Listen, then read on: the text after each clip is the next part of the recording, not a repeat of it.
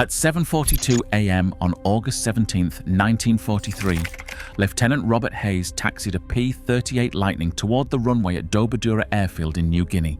He was 23 years old, 6 combat missions, 0 kills, and hidden inside the left boom of his aircraft was something that had never been approved by Lockheed, never appeared in an Army Air Force maintenance manual, and had never been tested in combat.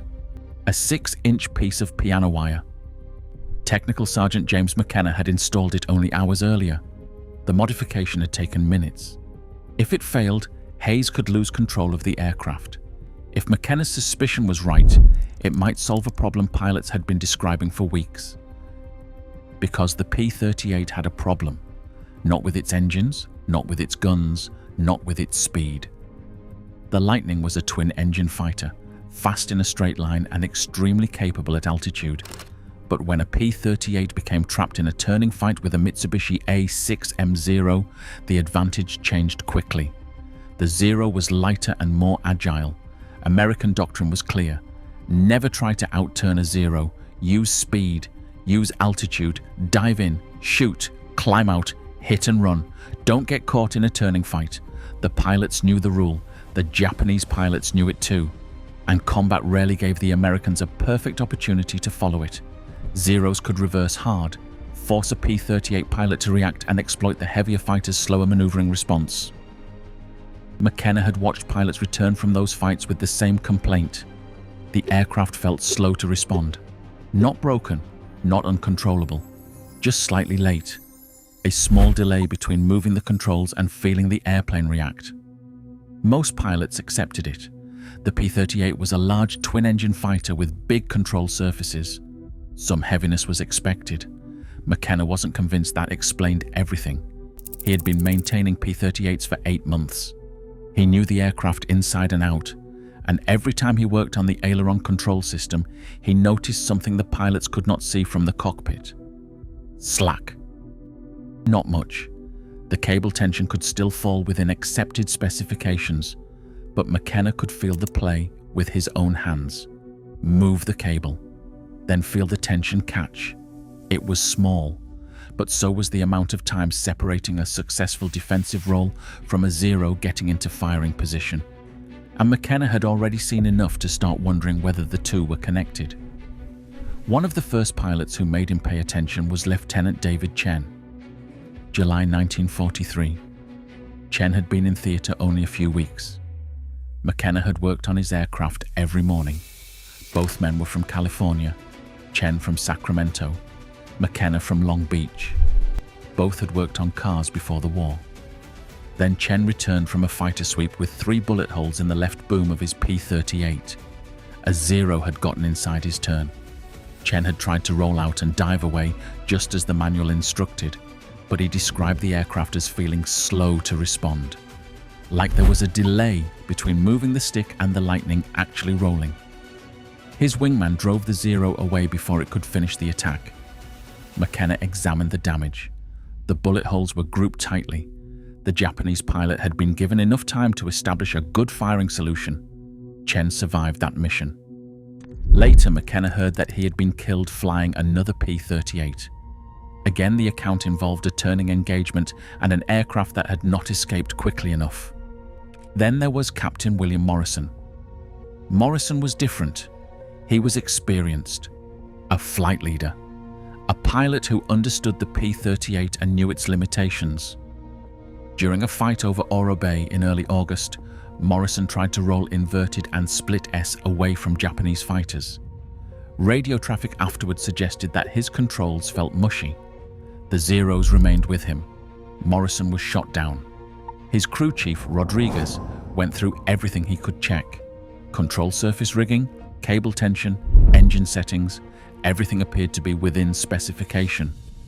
Officially, there was no obvious mechanical problem. That result bothered Rodriguez. It bothered McKenna even more, because that was exactly the pattern he kept seeing. The pilots described a problem. The maintenance standards said the aircraft was fine. McKenna began paying closer attention. During maintenance, he would tension the cables and listen. A cable produced a specific tone when plucked, a low twang. Loose cables sounded different from tight cables. After working around P-38s every day, McKenna could hear the difference. Every aircraft could technically remain within tolerance, but to him, many of them still felt slightly loose. He mentioned the problem to Rodriguez. What could they do? Officially, very little. McKenna had already raised the issue with an engineering officer. The tension was within specifications. Factory tolerances allowed some play, and field mechanics were not authorized to redesign flight control systems. Any real change required engineering approval. McKenna was in New Guinea. Lockheed was back in California. So the answer officially was simple. The aircraft met specification. Leave it alone. But the pilots kept describing the same thing. The problem wasn't that they had never heard the doctrine. Every briefing emphasized it. Never turn with a zero. Use speed. Use altitude. Hit and run. The problem was that combat did not always follow doctrine. Lieutenant Robert Hayes had discovered that during his first missions. He had been in New Guinea for roughly 2 months. A 23-year-old farm kid from Iowa. 6 combat missions. No victories. And he had been trying to fight exactly the way he had been trained. On one mission, Hayes dove on a zero from altitude. He built speed, approached from a favorable position, got the Japanese fighter into his gun sight. Then the zero snap-rolled away. Hayes tried to follow. His P-38 rolled into the maneuver, but it felt heavy. By the time Hayes got the nose where he wanted it, the zero was gone. No shot. He climbed back to altitude. Another mission was worse. Hayes and his wingman attacked 2 zeros. Hayes fired and missed. The zero reversed. Then more Japanese fighters appeared above them. Hayes tried to roll level and dive away. The airplane responded, but not quickly enough to prevent 1 zero from putting cannon fire into his right boom. Hayes escaped. His aircraft returned damaged. Then on August 14th, Hayes watched his wingman die. Lieutenant Thomas Parker, 21 years old. They had gone through training together. During a dogfight over Finschhafen, Parker became separated from the formation. 2 zeros got behind him. Parker rolled, reversed, tried to scissor. The Japanese fighters stayed with him. Hayes heard Parker calling for help over the radio. Then the transmission stopped. Parker's P-38 never returned. The maintenance records showed no obvious mechanical issue. Once again, the aircraft had been considered serviceable. And once again, McKenna was left thinking about that small amount of play inside the controls. He had worked on Parker's aircraft that morning. Engine timing, controlled surface alignment, cable tension. Everything was where the manual said it should be. Yet the complaint pilots were making remained. The Lightning sometimes seemed to respond just a little too slowly during the exact moments when response mattered most. By the evening of August 16th, Hayes wanted an answer. He found McKenna working in the maintenance area. Was there anything he could do to make the airplane roll faster? Anything at all? Hayes was willing to try something outside the normal procedure. McKenna told him to come back in the morning. He would see what he could do. That night, McKenna worked on Hayes's P-38.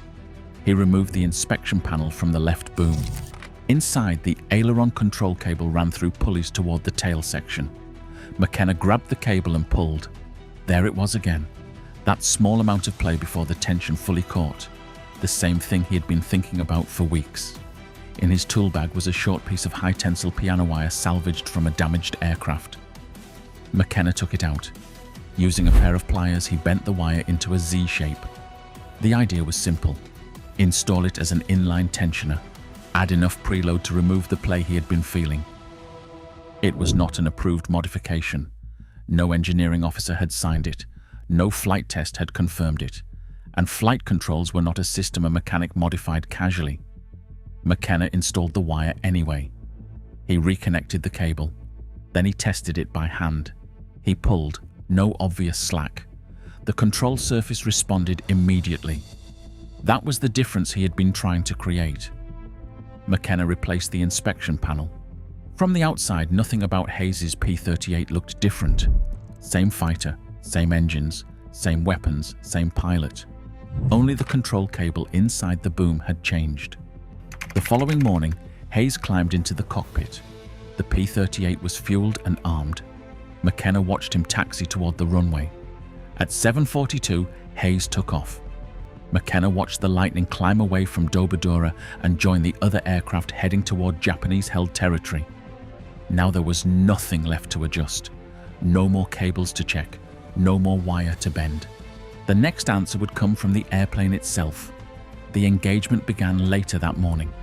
Hayes' formation approached Japanese fighters from altitude. The Americans had the sun behind them, a good position for a diving attack.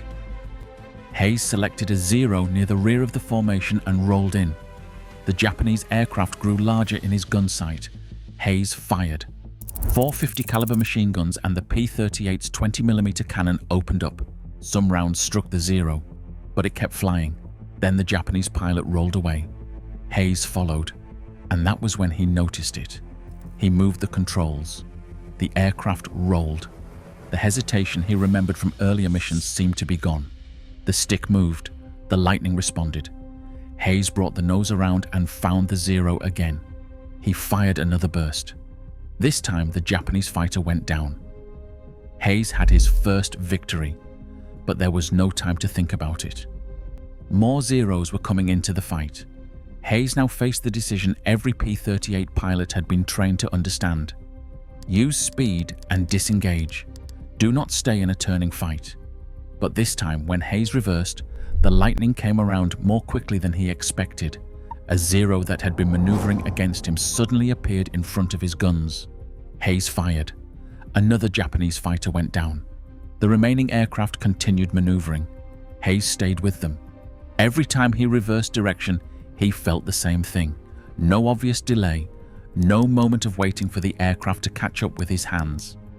The P-38 had not suddenly become a 0. It was still a large twin-engine fighter. Its basic aerodynamic limitations had not disappeared, but the response Hayes felt through the controls was different enough for him to notice immediately. During the fight, another 0 lost speed in a hard maneuver. Hayes got into firing position. At close range, he opened fire. A third fighter went down. Then Hayes stopped chasing. Fuel and ammunition were becoming more important than another engagement. He climbed, rejoined the surviving aircraft, and headed home. When Hayes landed back at Dobodura, McKenna was waiting near the flight line. The engines shut down. Hayes climbed out. He walked toward McKenna. The source account remembers his reaction in 2 words. It worked. That result drew attention. Other pilots had seen Hayes maneuver. Captain Frank Mitchell was among those who wanted to know what had changed. Hayes was still the same pilot. The P-38 still had the same engines and weapons. So Mitchell asked about maintenance. Eventually, the questions reached McKenna. What had he done? McKenna explained it.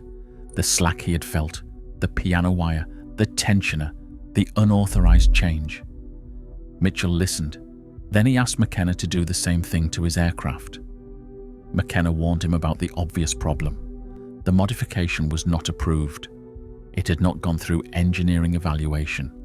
If it caused a failure, the consequences could be serious. Mitchell wanted it anyway.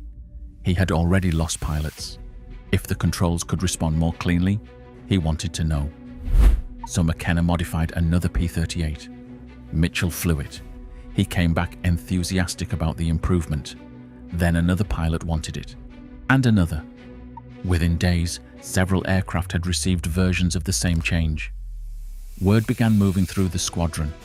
Not through official maintenance bulletins. Through pilots, crew chiefs, mechanics. Someone would hear about the cable modification, then ask to try it. Some mechanics refused, others experimented with it. The procedure itself was simple. Cut a short piece of wire, bend it, use it to take up play in the control cable. A few minutes of work. The idea began moving beyond McKenna's immediate aircraft. Pilots continued flying missions. Some returned describing noticeably better response. Other crew chiefs heard about it. The modification began appearing on more P-38s. Exactly how widely it spread is difficult to establish from the surviving account. But within the story, the important change was already happening. Pilots who had spent months thinking of the Lightning as slow to respond in hard maneuvers were beginning to treat it differently. and Japanese pilots had spent months learning the P-38's behavior too. That matters. Experienced fighter pilots do not react only to what an enemy aircraft can do. They learn when it can do it, how quickly it rolls, how long a reversal takes, how much time exists before the enemy's guns can come around. Against the P-38, Zero pilots had learned to exploit those timings. If a Lightning required slightly longer to respond, a Japanese pilot could use that delay. But if some P-38s began responding sooner than expected, even by a small amount, those old timings became less reliable. The American fighter did not need to suddenly outturn a Zero. It only needed to behave differently from what the Japanese pilot expected. That could be enough to ruin a firing solution, enough to make a reversal fail, enough to put the P-38's guns somewhere they had not been expected to be. Reports in the source describe Japanese pilots becoming aware that some Lightnings seemed to be rolling and reversing more aggressively. From the outside, there was nothing obvious to explain it. Same engines, same armament, same twin-boom silhouette. Whatever had changed was hidden inside the aircraft, a small adjustment to the control system, and even among the Americans, it was still unofficial. Eventually, that became impossible to ignore. Maintenance personnel began noticing differences in cable tension. Questions followed, and those questions led back to the field modifications. Now there was a different problem. Mechanics had altered a flight control system without authorization. Under normal circumstances, that was exactly the kind of thing regulations existed to prevent. Flight controls could not be modified simply because something felt better. An improvement also had to be safe, repeatable, tested. Engineering had to know what loads were being created and whether the components could tolerate them. So the idea that had started on the flight line eventually met the engineering process it had originally bypassed. The source account connects McKenna's field modification directly to later improvements in the P-38. That direct connection is difficult to establish independently. What is documented is that later P-38J production aircraft received power-boosted ailerons, giving pilots much better roll control by reducing the physical effort required to move the ailerons. The engineering solution was more sophisticated than a piece of piano wire, but it addressed the same broader battlefield problem, getting a large, fast fighter to respond more effectively in roll. For McKenna, none of that turned him into a famous wartime engineer. The story says he remained what he had always considered himself, a mechanic. Hayes continued flying, Mitchell continued flying, and McKenna continued maintaining aircraft. After the war, he returned to California and went back to working on cars. Engines, mechanical problems, things that could be touched, tested, and fixed. And that may be the strongest part of the story, not the idea that 6 inches of wire somehow transformed the entire Pacific Air War. It didn't need to. The real idea is smaller and better. Pilots kept describing a problem.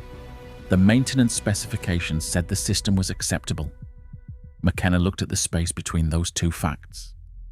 He did not build a new fighter. He did not give the P-38 a new engine. He did not make it more heavily armed. He focused on one small mechanical detail: the connection between the pilot's hand and the aircraft's response. And on one morning in New Guinea, Robert Hayes climbed into a P-38, carrying that modification into combat. Same pilot, same Lightning, same Japanese opponent. But when Hayes moved the controls, the aircraft responded differently. Sometimes innovation in war arrives as a new aircraft, a new weapon, or a machine designed by hundreds of engineers. And sometimes it begins with a mechanic staring at something everyone else has already been told is within specification, and asking whether within specification is actually good enough.